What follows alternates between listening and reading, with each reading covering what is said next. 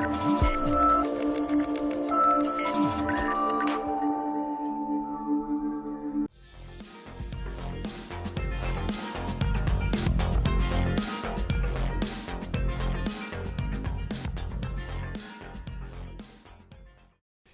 is Frank Islam, Chairman and CEO of FY Investment Group, and your host of Tonight with Frank Islam.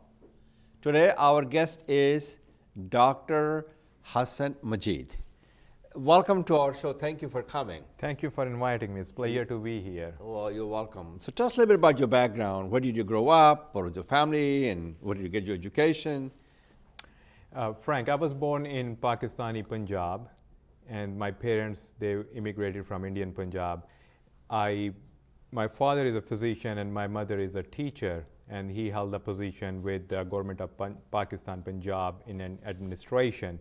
So because of that, we moved around into the province and attended several schools. I think I attended 7 schools before I graduated high school, so that tells you something. And then as a child, I went to a school where there was no boundary walls, no building, no furniture. So we sat under an oak tree. I brought my own rug. We sat there. We got educated. And it was helpful that my mom was a teacher, and she was a tiger mom. She was on top of the education. She really made sure that we read, we learn. And I went to the medical school in Lahore. Okay. And from medical school, I came to the United States in 2007. So you have been here for 10 years. So yeah. What brought you to our shore? And was it a difficult decision for you to leave Pakistan? So 2 levels. Okay, so what brought me here, I went to the medical school and I wanted to really excel in education and my learning. So a couple of things happened while I was there. As a medical student, I was reading Freud, and it made a little bit sense to me, and a few other things I could not understand, honestly. But I was really inspired by that. That's for sure. It influenced me. And then later there was an earthquake in Pakistan around 2006 in northern Pakistan, in Kashmir, some part of India as well. And I was working there as a physician in a post-earthquake rehabilitation efforts.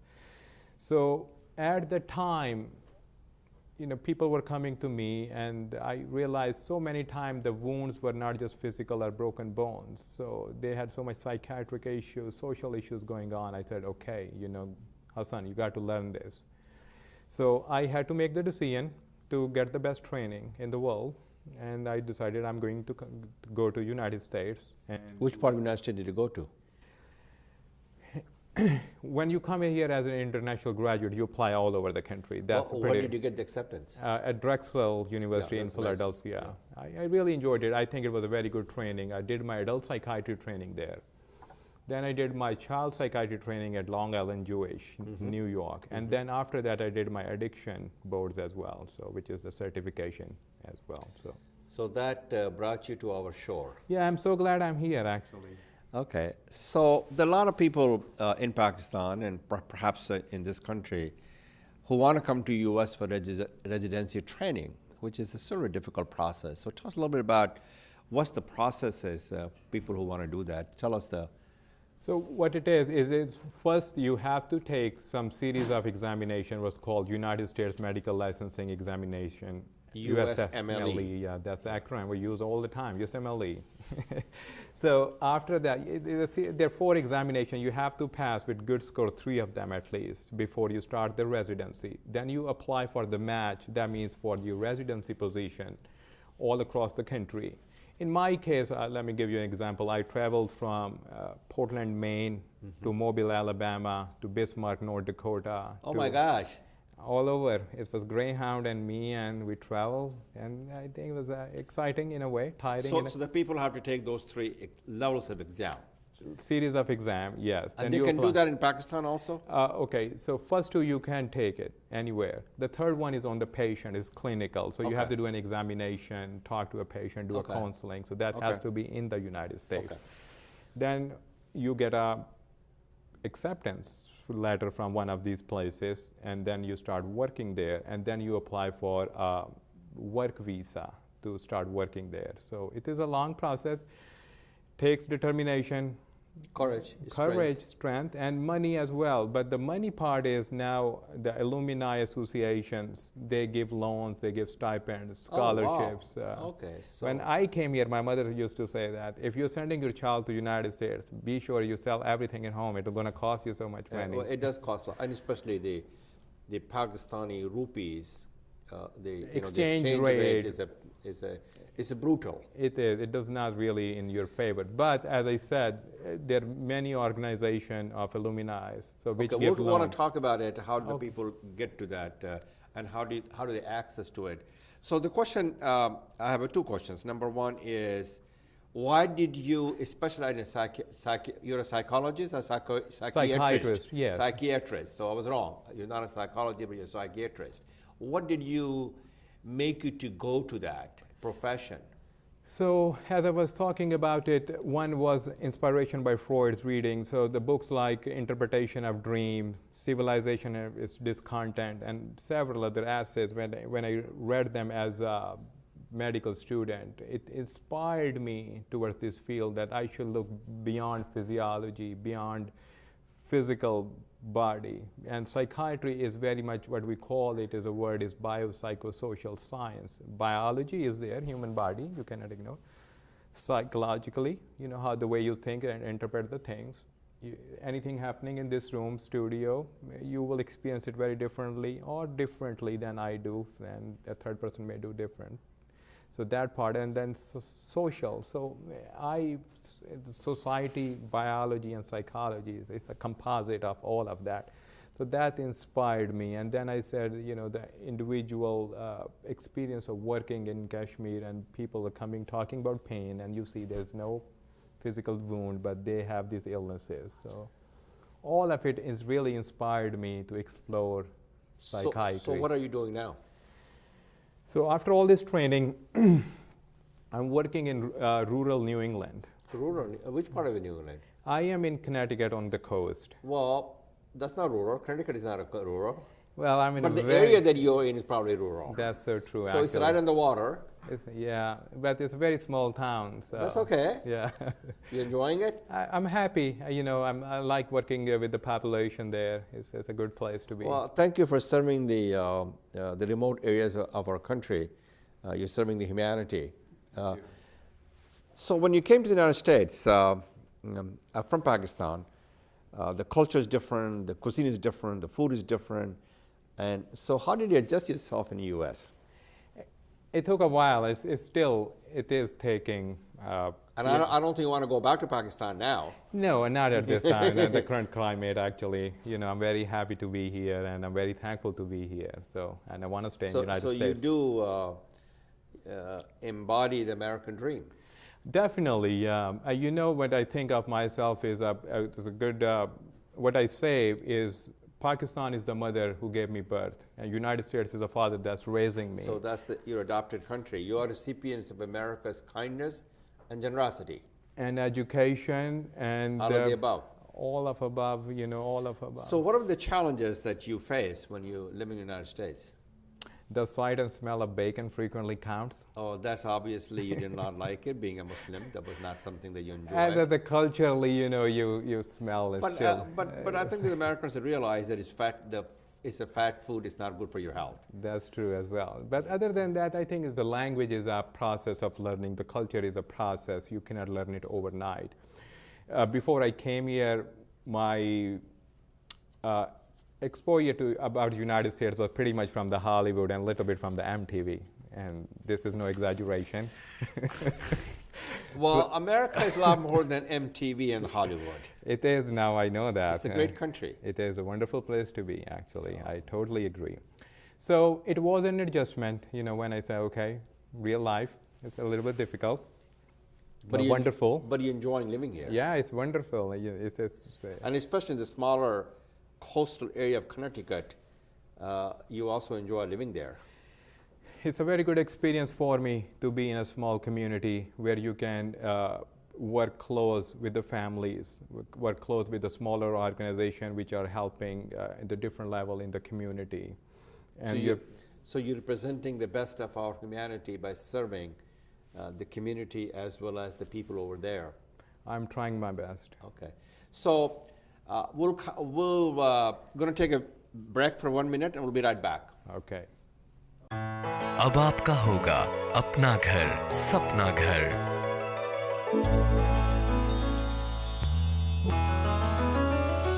Your dreams can come true. SAI Mortgage is key for you. अपना घर खरीदने और refinance करवाने के लिए SAI Mortgage से राब्ता करें। Don't make a move without SAI. Okay, we are back with Dr. Hassan Majeed. Welcome, and thank you for being here. Let's shed some light on the publications about how to tackle the worst epidemic that we ever had, the opioids. So tell us a little bit about that. Frank, I told you that one of my academics degrees is in addiction psychiatry. So I primarily work with child and adolescent population age 5 to 18, but other population I work is the people who have an opioid use disorder. They were either using heroin, fentanyl, Percocet. These are just the name of some... Mostly drugs. Mostly drugs, exactly. So, it's a deadly disease. It is, actually, and it is. I think that toll is higher than the AIDS. Oh, my goodness. That toll in that, the epidemics was here in 1980s and early 90s, so it is really the crisis, and unfortunately, rural New England is an epicenter of this epidemic. And so that's what you're doing? Yeah, this is a part of it I'm doing. That's a clinical work, but you were talking about the publications. Yes. So what happened, actually, working in this addiction clinic, and the people come and they tell you, actually, statistically, around 75% people who started using heroin, they started with prescription opioids.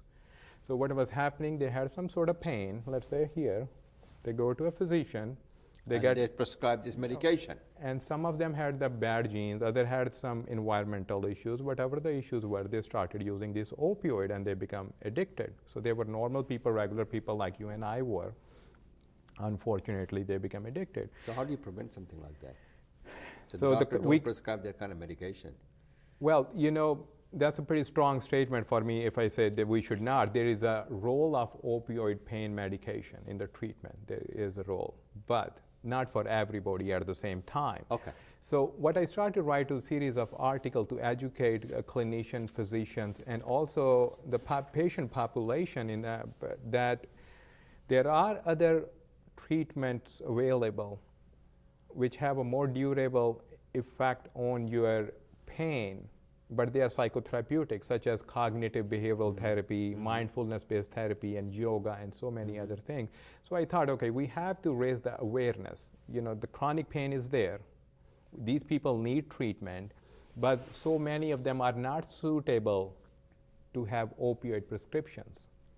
So what we can offer is these alternative treatments of psychotherapy. So that's what. So what kind of a role the psychiatry, the profession that you're in, play in the pain management? I think you explained a little bit about that. Can you shed some more light on that? Thank you for asking this question. I will go back a little bit before I explain what role we can do. I was thinking about it from these patients. You get inspired, influenced by your patients, you see and you think about it, how can I help this gentleman or lady or this child the best way? And I started to do some research, and I thought, okay, most of them, they go to primary care physicians, which are doing excellent job in general, treating patients. You have a cold, flu, pneumonia, pain, you go to your primary care physician, they write you a prescription, which is very good, and I'm very thankful to those people who are doing this job. But looking more into the pain, I started to think that we psychiatrists actually have a major role to play. Have a major role to play, but we are not playing for two reasons, because we're not getting enough training in pain. But we have all the tools what it needs to treat chronic pain, which are the therapies, as I mentioned, like cognitive behavioral therapy, mindfulness-based therapies. Then those medication, opioids, as an addiction psychiatrist, as a psychiatrist, you learn about opioids a lot, because addiction is the main part of treatments in psychiatry. Then there are other tropic medication, the medication that helps to treat different disorders of the brain, like so the chronic pain medications are actually the medication what we use to treat depression as well. So we really know those medications, we really know those therapies, but we are not applying them on the pain patient, but we are applying them on, let's say, depression or anxiety patient. That makes sense. So that's a wonderful thing to do, though. So I wrote it Have to... you been successful on this? It is an advocacy effort, and I just started it, and I think hopefully I'm going to take it to the next level and really going to have an impact in the treatment. So I wrote it to American Journal of Pain Medicine, to their editor, and they published this thing, my piece. So you're trying to promote this thing and have people embrace it. The editor wrote a very strong editorial and endorsed my idea. He says, yes, psychiatrists should step up now and start treating chronic pain. I was very thrilled and humbled to see that when, Maine Society, American Academy of Pain Medicine writes an editorial about your work. You mentioned about the Association of Physicians of Pakistani Descent in North America. What role are they playing in the United States? You mentioned about getting them some kind of a scholarship, some kind of money for the people who have financial hardship who come from Pakistan. Tell us a little bit about so the people will know and how do they get hold of the people. Thank you for mentioning, first of all, APNA is the acronym. I do know APNA. Oh, you do? Okay, good. So it was held last year here. Right, it was actually. Yeah, and I was there. Did you attend it? I was here as well, and sorry I didn't meet you at the time. So you may already know what an important role APNA is doing. So APNA represents a little about 15,000 clinicians here. Most of them are physicians. Of Pakistani descent? Of Pakistani descent, okay, so yes. So what do they do? So let's go over. First of all, 15,000 physicians, they must be taking care of hundreds of thousands of patients all over the country, from rural areas to city population. Many of them are involved in academics, teaching, publishing. And they're also physicians. Physicians, so they're practicing.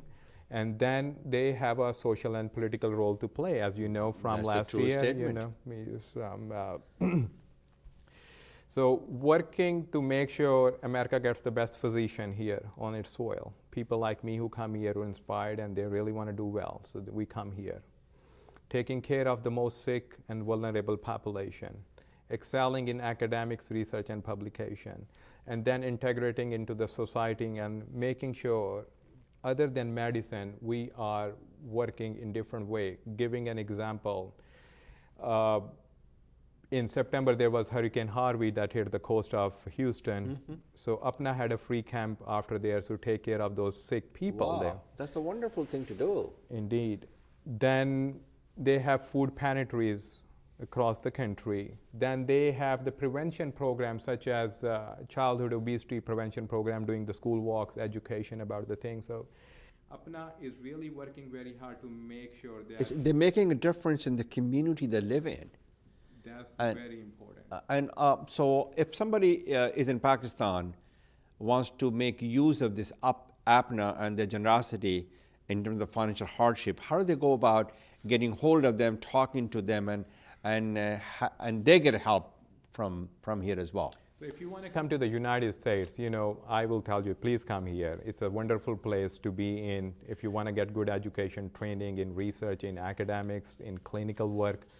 Please come to the United States. It may look difficult from the distance, but believe me, it's worth every single minute you spend on that studying and work and everything. So how does APNA can help people to come here? I'm going to come there. Now, so, if you want to take the exams, there are loans from APNA, which you can take. Okay.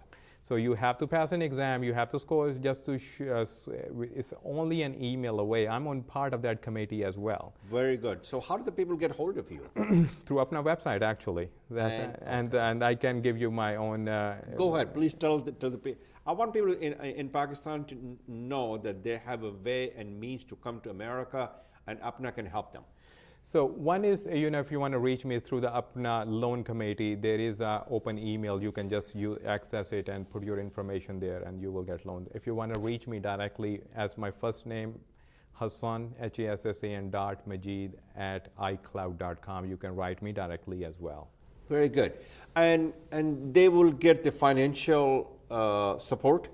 They do. It depends on two things, right? One is your scores. Okay, well, that makes sense. Yeah. So And they do have the criteria.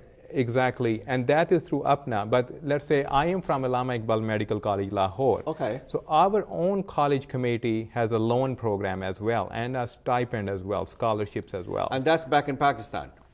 Okay, so because the alumni of North America sit here and we give loans in Pakistan, Okay. so I'm just giving an example. If you are from King Edward or from Dow, reach out to your own college alumni as well. They have a separate loan program, and I know they do, And they also have loan programs. through Central UPNA as well. Okay, okay. So tell us a little bit about your advocacy for Muslim immigrant physicians and their patients. Frank, it's a very important topic. Thank you for bringing it up. Last year, around this time of the year, when the current administration came into the power, there was a talk about Which administration came to power? current administration Oh, in the Washington, Trump. D.C. Yeah. Yeah. You said the name, I just... That's okay. Yeah, keep going. So there was a talk about Muslim ban. Yeah, Muslim ban from the Muslim countries, 7 Muslim countries. Exactly. And the second talk was from Jeff Sessions about getting rid of H-1B visa. Correct. I am on H-1B visa. I'm a Muslim, and I'm from Pakistan. So that's not good as per their concern.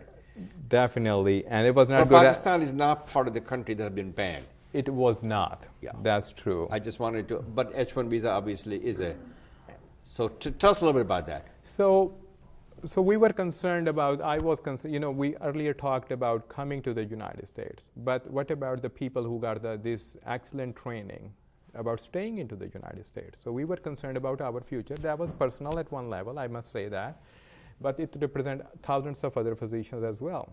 And then the patient we take care of. So when you talked about that advocacy, what happened was, around this time of the year last year, a good friend of mine, Dr. Fahad Saeed, he called me up. He was excited and very worried. He is end-of-life care, palliative care physician. So his patient came to him and he says, Dr. Saeed, I hear about this Muslim ban, and I am probably going to live few more weeks or months, and I don't want to change my physician in last few weeks or months of my life. How can I make sure that you entry?